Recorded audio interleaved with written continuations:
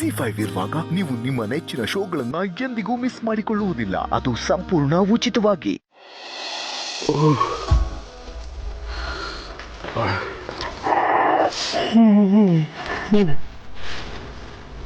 ತಗೊಳ್ಳಿ, ಸ್ಟ್ರಾಂಗ್ ಆಗಿ ಮಾಡಿದ್ದೀನಿ.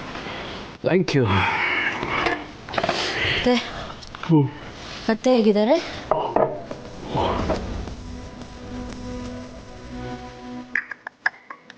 ಇನ್ನೂ ಏನೂ ಹೇಳಿಲ್ಲ.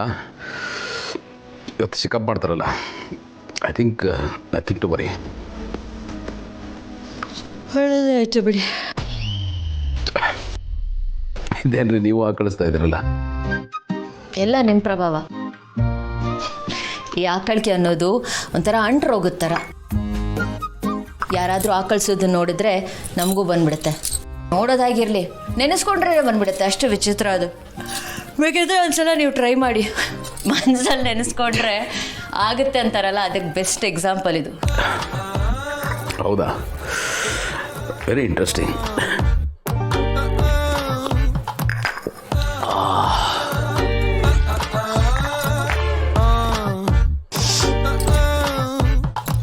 ಏನಾಯಿತು, ತಲೆನೋವಾ?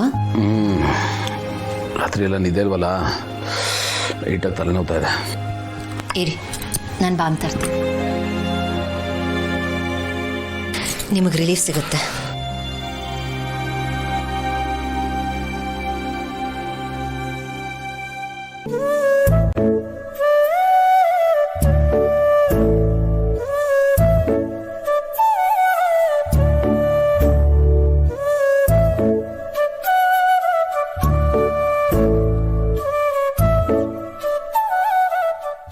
ಗೌತಮರೇ, ನಿಮಗೆ ನೆನಪಿದೆಯಾ ಹಬ್ಬದ ದಿನ ನಾನು ನಿಮ್ಗೆ ಎಣ್ಣೆ ಹಚ್ಚಿದ್ದು?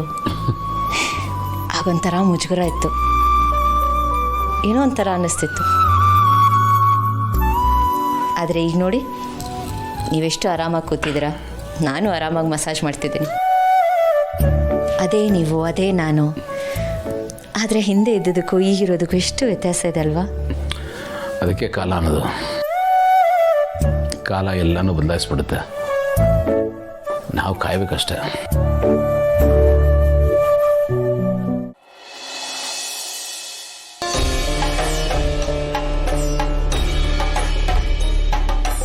ಹಾಂ ನೋಡಿಮ್ಮ, ಪ್ರಶಸ್ತವಾದ ಮುಹೂರ್ತ ಅಂದರೆ ಇವತ್ತು ರಾತ್ರಿ 9:17 10:15 ತುಂಬ ಚೆನ್ನಾಗಿದೆ. ಸರಿ, ನಾನಿನ್ನು ಬರ್ತೀನಿ ತಾಯಿ.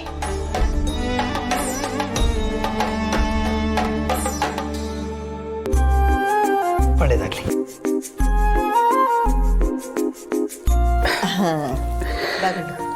ಏನಜ್ಜಿ ಮುಹೂರ್ತ ಎಲ್ಲ ನೋಡ್ತಾ ಇದ್ದೀರಾ? ಏನೋ ಪೂಜೆ ಇದೆಯಾ? ಪೂಜೆ ಅಲ್ಲೋ, ಇದು ನಿನ್ನ ಶೋಭನಕ್ಕೆ. ಸುಮ್ಮನೆ ಅಜ್ಜಿ, ಈಗೆಂತ ಶೋಭನ? ನನಗೆಲ್ಲ ಗೊತ್ತಿದೆ ಕಣೋ, ನಿನ್ನ ಭೂಮಿಕ ನಡುವೆ ಏನೂ ಇಲ್ಲ ಅಂತ. ನನ್ನ ಮುಂದೆನೇ ವಿಷಯ ಮುಚ್ಚಿಡೋದಕ್ಕೆ ನೋಡಬೇಡಿ. ಅಲ್ಲ, ಆದರೆ ಅಜ್ಜಿ ಅಮ್ಮನಿಗೆ ಹುಷಾರಿಲ್ಲದೆ ಇರುವಾಗ ಇದೆಲ್ಲ. ಅವಳು ಹುಷಾರು ತಪ್ಪೋದಕ್ಕೆ ನೀನೇ ಕಾರಣ. ನಾನು ಕಾರಣನಾ? ಹೌದು ಕಣೋ, ಅವಳು ಹುಷಾರು ತಪ್ಪೋದಕ್ಕೆ ನೀನೇ ಕಾರಣ. ನೀನು ಈ ಮನೆ ಹಿರಿಮಗ, ಮದುವೆ ಆಗಿದೆ. ನಿನಗೊಂದು ಮಗು ಆಗಿದ್ರೆ ಅವಳು ಆ ಮಗುನ ಎತ್ಕೊಂಡು ತೊಡೆ ಮೇಲೆ ಕೂರಿಸ್ಕೊಂಡು ಅದನ್ನು ಮುದ್ದು ಮಾಡಿ ಆಟ ಆಡ್ತಾ ಖುಷಿಯಿಂದ ಹೊತ್ತು ಕಳೀತಿದ್ಲು. ಆದರೆ ಈಗೇನಾಗಿದೆ? ಮಹಿಮಾ ಮಗುಗೆ ಆ ರೀತಿ ಆಯಿತು. ಮಲ್ಲಿ ಹೊಟ್ಟೆಲ್ಲೂ ಮಗು ಇದೆ, ಆದರೆ ಹಿರಿಮಗನಿಗೆ ಮಗು ಆಗಲಿಲ್ವಲ್ಲ. ಅವನು ಶುಭ ಸುದ್ದಿ ಯಾವಾಗ ಕೊಡ್ತಾನೆ ಅಂತ ಕೊರಗ್ತಾ ಇರ್ತಾನೆ. ಹೂ ಕಣಗುಂಡು, ಈ ಕಾರಣಕ್ಕೆ ಅವಳು ಪದೇ ಪದೇ ಹುಷಾರು ತಪ್ತಾ ಇರೋದು. ನಿನ್ನ ವಿಷಯನೇ ಅವಳು ಮನಸ್ಸಿನ ತುಂಬ ಹಚ್ಕೊಂಡ್ಬಿಟ್ಟಿದ್ದಾಳೆ. 3 ಹೊತ್ತು ನಿಂದೇ ಯೋಚನೆ, ಅದಕ್ಕೆ ಅವಳು ಅವಾಗವಾಗ ಹುಷಾರು ತಪ್ತಾ ಇರೋದು. ಅಮ್ಮ ಏನೂ ಆಗಲ್ಲ, ಡಾಕ್ಟರ್ ಚೆಕಪ್ ಮಾಡ್ತಾ ಇದ್ದಾರಲ್ಲ. ಏನು ಸರಿ ಹೋಗುತ್ತೋ? ನನಗೆ ಯಾಕೋ ಚಿಂತೆ ಕಾಡ್ತಾ ಇದೆ ಗೌತಮ್.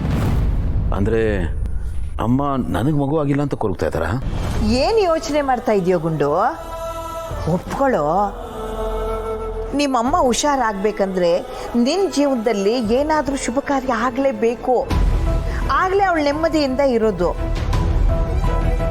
ಇಲ್ಲ ಅಂದರೆ ಅವಳು ಹೀಗೆ ಕೊರಗ್ತಾನೆ ಇರ್ತಾಳೆ. ನಿನ್ನ ಸಲುವಾಗಿ ಅವಳು ಕೊರಗಿ ಸತ್ತು ಹೋಗ್ತಾಳೆ.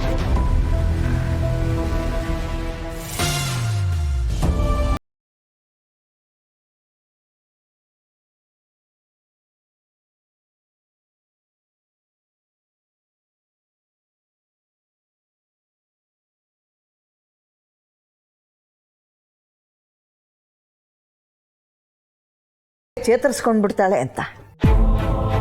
ಗುಂಡು, ನನ್ನ ಮಾತು ಕೇಳು. ನಾನು ಹೇಳೋದು ನಿಮ್ಮ ಒಳ್ಳೇದಕ್ಕೆ ಕಣೋ. ಈಗ ಬಿಟ್ಟರೆ ಇನ್ನೂ 2-3 ತಿಂಗಳು ಒಳ್ಳೆ ದಿನ ಇಲ್ಲವಂತೆ. ಅಷ್ಟು ದಿನ ಕಾಯೋ ಪರಿಸ್ಥಿತಿ ಇಲ್ಲಪ್ಪ. ಸದ್ಯ ಅವಳು ಬೇಗ ಹುಷಾರಾಗಬೇಕು. ಅವಳಿಗೋಸ್ಕರನೇ ಇದನ್ನೆಲ್ಲ ಮಾಡ್ತಾ ಇದ್ದೀನೋ, ಅರ್ಥ ಮಾಡ್ಕೋ ಗುಂಡು. ಈಗ ಅವಳ ಆರೋಗ್ಯ ನಿನ್ನ ಕೈಲಿದೆ ಕಣೋ. ಹೇಳೋದಂತೂ ನಾ ಹೇಳಿದ್ದೀನಿ. ದೇವ್ರು ನಿನಗೂ ಬುದ್ಧಿ ಕೊಟ್ಟಿದ್ದಾನಪ್ಪ. ನೋಡು ಅದೇನು ಮಾಡ್ತೀವೋ ಮಾಡಪ್ಪ. ಇದಕ್ಕಿಂತ ಜಾಸ್ತಿ ನಾನೇನು ಹೇಳೋದಕ್ಕೆ ಹೋಗಲ್ಲ. ನೀನೇ ಯೋಚನೆ ಮಾಡು.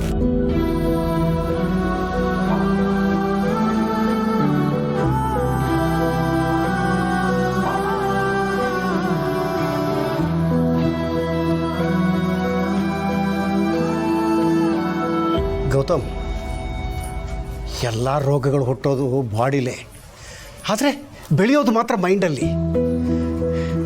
ನಮ್ಮಂಗೆ ಬರೀ ನಿಂದೆ ಚಿಂತೆ ಕಳು, ಅತಿಯಾದ ವ್ಯಾಮೋಹ, ಅದೇ ಒಂಥರ ಮನೋರೋಗದ ಥರ ಆಗ್ಬಿಟ್ಟಿದೆ. ನಿನ್ನಮ್ಮ ಹೊರಗಡೆಯಿಂದ ನೋಡೋಕ್ಕೆ ತುಂಬ ಸ್ಟ್ರಾಂಗ್ ಕಣ ಗೌತಮ್, ಅದರ ಒಳಗಡೆ ತುಂಬ ಡೆಲಿಕೇಟು, ತುಂಬ ಸೂಕ್ಷ್ಮ.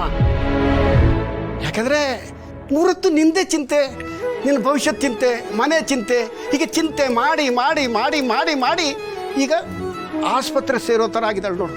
ಅಮ್ಮನಿಗೆ ನನ್ನ ಬಗ್ಗೆ ಚಿಂತೆನಾ? ಹ್ಞೂ ಕಣಪ್ಪ, ನೀನು ಅವಳು ಮುದ್ದಿನ ಮಗ ಅಲ್ವಾ.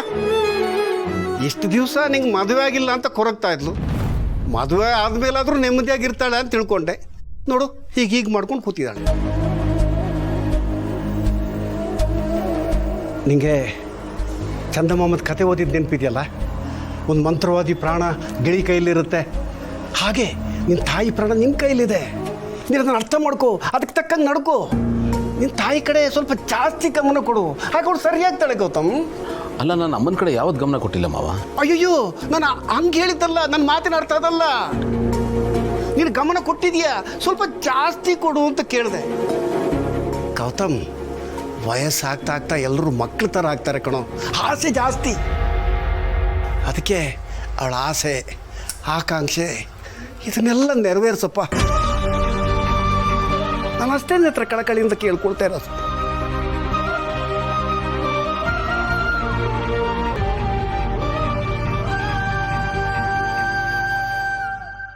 ZEE5 ಆಪ್ ಡೌನ್ಲೋಡ್ ಮಾಡಿ ಎಲ್ಲಾ ಸಂಚಿಕೆಗಳನ್ನು ಸಂಪೂರ್ಣ ಉಚಿತವಾಗಿ ನೋಡಿ.